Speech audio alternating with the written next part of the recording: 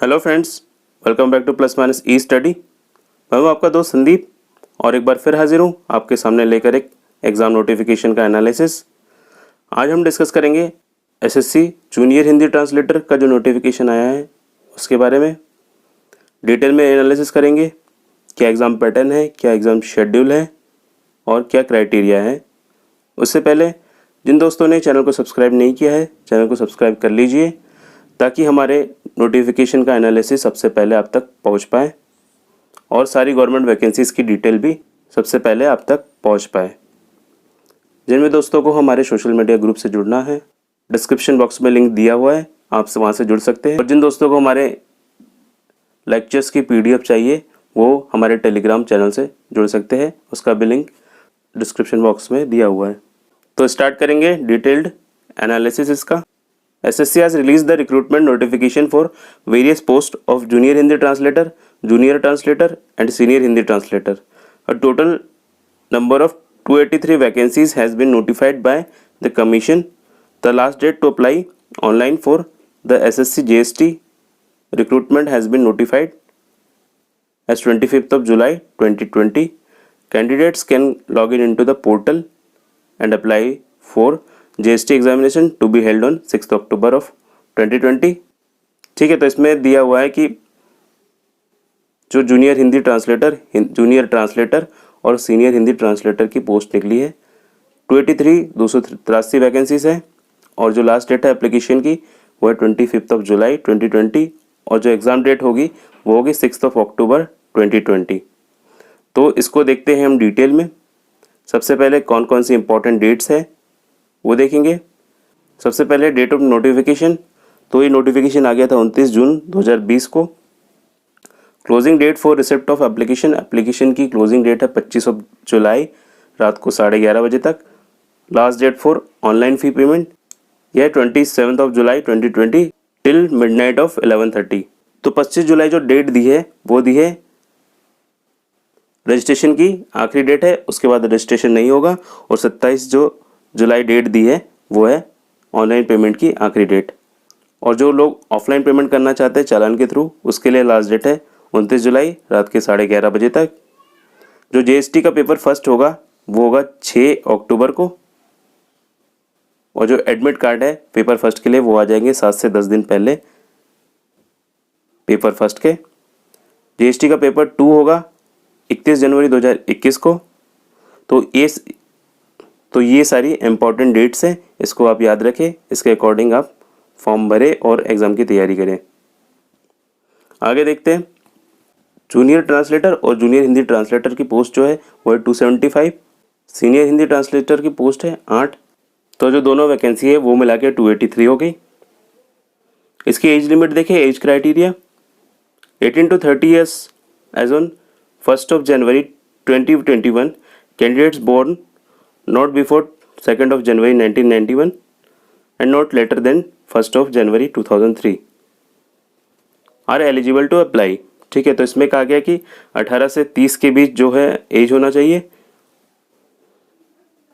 1 January 2021 के reference में, और जो कैंडिडेट है वो 2 जनवरी 1991 और 1 जनवरी 2003 के बीच के होनी चाहिए। इससे पहले बॉर्न और इससे बाद बॉर्न नहीं होने चाहिए। जो एज रिलैक्सेशन है वो SC/ST को 5 साल का रहेगा और OBC को 3 साल का रहेगा, जो कि गवर्नमेंट के नॉर्म्स के हिसाब से है। आगे देखते हैं जो पे स्केल रहेगा अलग अलग पोस्ट के हिसाब से वो देख लेते हैं। तो सबसे पहले इनमें कोड दिए हैं ABCDE करके और फिर पोस्ट दी हुई है। पहली है junior translator in central secretariat official language service, ये लेवल 6 की पोस्ट है और इसकी जो पे स्केल है वो 35,400 to 1,12,400 के बीच में है। अगली जो पोस्ट है वो है जूनियर ट्रांसलेटर इन रेलवे बोर्ड्स, ये लेवल 6 की पोस्ट है और इसका भी पे स्केल 35,400 से 1,12,400 के बीच में होगा। अगली जो पोस्ट है वो है जूनियर ट्रांसलेटर इन आर्म फोर्स हेडक्वार्टर, ये पोस्ट भी लेवल 6 की है और इसका भी पे स्केल सेम ही है। अगली जो पोस्ट है वो है junior translator, junior Hindi translator in subordinate offices, level 6 की पोस्ट है और जो पे स्केल है वो भी सेम ही है। अगली जो पोस्ट है वो है senior Hindi translator in various central government ministries department offices. ये पोस्ट जो है ये लेवल 7 की है और इसका जो पे स्केल है वो इनसे हायर है। इसका जो पे स्केल है वो 44,900 से 1,42,400 के बीच में होगा। तो ये हमने डिस्कस कर लिया सैलरी पे स्केल क्या रहेगा अलग अलग पोस्ट के हिसाब से। आगे देखते हैं हम जो एजुकेशन क्वालिफिकेशन है उनको। तो सबसे पहले है for post code A to D, A से जो डी अभी कोड हमने डिस्कस किया था ए से डी, इनके लिए जो क्वालिफिकेशन है वो अलग दिया हुआ है और पोस्ट ई के लिए अलग दिया हुआ है, क्योंकि ये सारी लेवल 6 की पोस्ट है और ये लेवल 7 की है। ठीक है, तो इसमें दिया हुआ है master degree of a recognised university in Hindi with English as a compulsory और इलेक्टिव सब्जेक्ट और as the medium of examination at the degree level.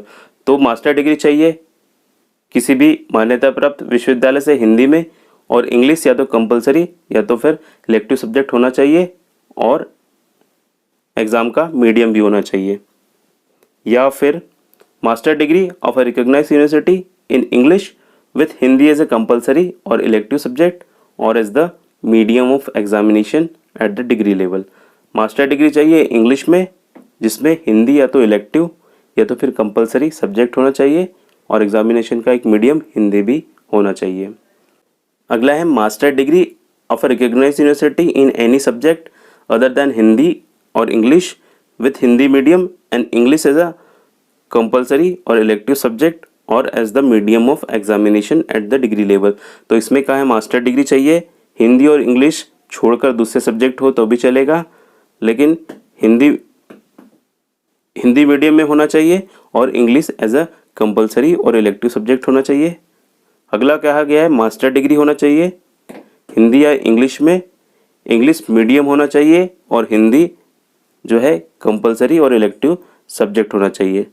अगला master degree of a recognised university in any subject other than Hindi और English with Hindi and English as a compulsory और elective subject और either of the two as a medium of examination and the other as a compulsory और elective subject at degree level. तो इसमें कहा गया जो master degree है वो होना चाहिए हिंदी या इंग्लिश छोड़कर किसी और सब्जेक्ट में जिसमें हिंदी या इंग्लिश एक कंपलसरी और इलेक्टिव सब्जेक्ट होना चाहिए और जो एग्ज़ाम का मीडियम है दोनों में से एक होना चाहिए, या तो हिंदी या तो इंग्लिश।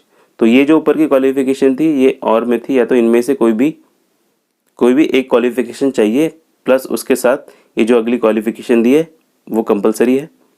तो अगली है रिकॉग्नाइज्ड डिप्लोमा और certificate course translation of Hindi to English and vice versa और 2 year experience of translation work from Hindi to English and vice versa in central और state government office including government of India undertaking. ठीक है, तो इसमें कहा गया कि जो ऊपर की जो क्वालिफिकेशन है उनमें से कोई भी एक होना चाहिए, साथ ही साथ किसी मान्यता प्राप्त जो गवर्नमेंट सेंट्रल गवर्नमेंट या फिर किसी मान्यता प्राप्त इंस्टीट्यूट से सर्टिफिकेशन चाहिए डिप्लोमा ट्रांसलेशन का हिंदी से इंग्लिश और इंग्लिश से हिंदी का, या फिर 2 साल का एक्सपीरियंस चाहिए किसी भी गवर्नमेंट अंडरटेकिंग सेंट्रल गवर्नमेंट या फिर स्टेट गवर्नमेंट के ऑफिस में काम करने का ट्रांसलेशन का हिंदी से इंग्लिश और इंग्लिश से हिंदी का। तो ये क्वालिफिकेशन हो गई पोस्ट ए से डी के लिए। अब देखेंगे हम पोस्ट ई के लिए क्वालिफिकेशन। जो पोस्ट ई है वो है senior Hindi translator in various central government ministries department offices में।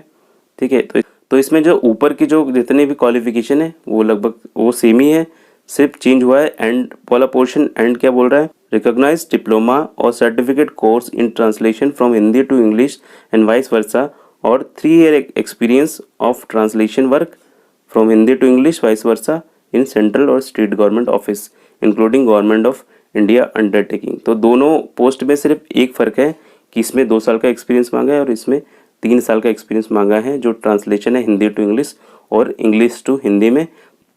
तो ये हो गया एजुकेशन क्राइटेरिया जो मांगा था। देखते हैं आगे जो एग्ज़ाम का पैटर्न होगा कि कैसे एग्ज़ाम होगा वो दिया गया है।